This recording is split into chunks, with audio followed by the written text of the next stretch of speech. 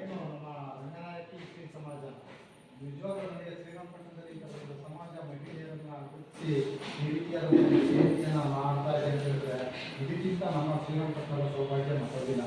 ರಾಷ್ಟ್ರಕವಿ ಕುವೆಂಪು ಹೇಳ್ತಾರೆ, ಸರ್ವಜನಾಂಗದ ಶಾಂತಿಯ ತೋಟ ಅಂತೇಳಿ. ನಾವು ಹಿಂದೂ, ಕ್ರೈಸ್ತ, ಮುಸಲ್ಮಾನ್ ಎಲ್ಲ ಕೆಲವು ಜಾತಿಗಳನ್ನ ಒಗ್ಗೂಡಿರೋದು. ಹಾಗಾಗಿ ನಾವು ಸರ್ವಜನಾಂಗದ ಶಾಂತಿಯ ತೋಟ. ಶ್ರೀರಂಗಪಟ್ಟಣದಲ್ಲಿ ಇದುವರೆಗೂ ಯಾವುದೇ ರೀತಿಯಾದಂತಹ ಹೇಳಿಕೆಗೆ ವಿರುದ್ಧವಾದಂಥ ಯಾವುದಿಲ್ಲ. ರಾಷ್ಟ್ರಪತಿಯವರು ತುಂಬ ಚೆನ್ನಾಗಿ ಮಾತಾಡೋದು, ನನಗೆ ತುಂಬ ಖುಷಿ ಆಯಿತು. ಆದರೆ ಏನು ಅಂದರೆ ಇಲ್ಲಿ ಹೈದರಾಲಿ ಟಿಪ್ಪು ಸುಲ್ತಾನ್ ವಿಚಾರ ಎಷ್ಟು ಮಟ್ಟಿಗೆ ಇದು ಬರ್ತಾ ಇದೆ ಅಂತ ಹೇಳಿದ್ರೆ, ಅವತ್ತಿನ ಕಾಲದಲ್ಲಿ ಮೈಸೂರು ಪ್ರಾಂತ್ಯದ ಅಭಿವೃದ್ಧಿಗಾಗಿ,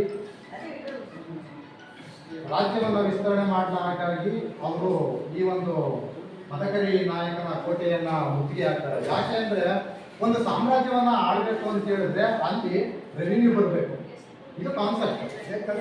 ರಾಜಪ್ರಭುತ್ವದಲ್ಲಿ ಇರೋದೇ ಹಾಗೆ. ಒಂದು ಸಾಮ್ರಾಜ್ಯವನ್ನು ವಿಸ್ತರಣೆ ಮಾಡ್ತಾರೆ, ಅಲ್ಲಿ ಬರ್ತಕ್ಕಂಥ ಅಭಿವೃದ್ಧಿಯಿಂದ ಆ ರಾಜ್ಯವನ್ನ ವಿಸ್ತರಣೆ ಮಾಡೋದು ಒಂದು ಭಾಗ. ಆದರೆ ಇನ್ನೊಂದು ಭಾಗ ಇರ್ತದೆ, ಏನು ಬೇರೆ ಪ್ರಾಂತ್ಯಗಳನ್ನ ಮುತ್ತಿಗೆ ಹಾಕೋದು, ಅಲ್ಲಿಂದ ದೋಚೋದು, ಅದನ್ನ ತಗೊಂಡು ಆ ಒಂದು ಸಾಮ್ರಾಜ್ಯವನ್ನ ಅಭಿವೃದ್ಧಿಪಡಿಸೋದು.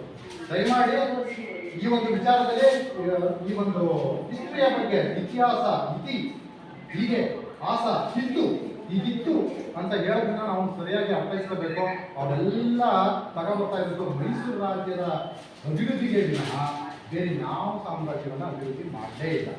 ಅಂತ ಒಂದು ಸಂದರ್ಭದಲ್ಲಿ ಈ ಒಂದು ಎಲ್ರಿಗೂ ಅದರ ಆತ್ಮಾಭಿಮಾನ ಇರ್ತದೆ. ಈಗ ನಾವು ಪಾಂಡವಪುರ ತಾಲೂಕು, ನಾವು ಶ್ರೀರಂಗಪಟ್ಟಣ ತಾಲೂಕು ಅಂತ ನಮ್ಮ ತಾಲೂಕನ್ನು ನಾವು ಒಪ್ಕೋತೀವಿ.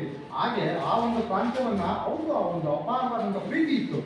ಹಾಗಾಗಿ ಆ ಸಂದರ್ಭದಲ್ಲಿ ಆ ಮಹಿಳೆ ಏನು ಈ ಒಂದು ಹೈದರಾಲಿ ಸೈನ್ಯ ಆ ಒಂದು ಪ್ರದೇಶವನ್ನು ಮುತ್ತಿಗೆ ಹಾಕುತ್ತೋ, ಅಂತ ಸಂದರ್ಭದಲ್ಲಿ ತನ್ನ ತಾಯ್ಮನವನ್ನ ರಕ್ಷಿಸ್ಕೋಬೇಕು ಅನ್ನೋ ಒಂದು ಹಿತದೃಷ್ಟಿಯಿಂದ ಅವರು ತನ್ನ ಪ್ರಾಣವನ್ನೇ ಕೂಡ ಆ ಯುದ್ಧಕ್ಕೆ ಬಲಿಯನ್ನು ಕೊಡ್ತಾರೆ.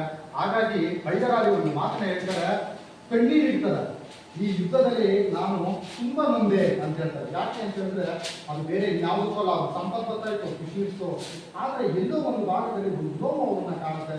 ಇಂಥ ಒಂದು ಮಹಿಳೆ, ಈ ಥರ ಒಂದು ಆ ನೆಲದ ಪ್ರೀತಿ ಇಟ್ಟಂಥ ಮಹಿಳೆ ತನ್ನ ನೆಲದ ಪ್ರಾಣವನ್ನು ಬಿಟ್ಟು ಅನ್ನೋದನ್ನ ಅವರು ಶ್ಲಾಘಿಸ್ತಾರೆ.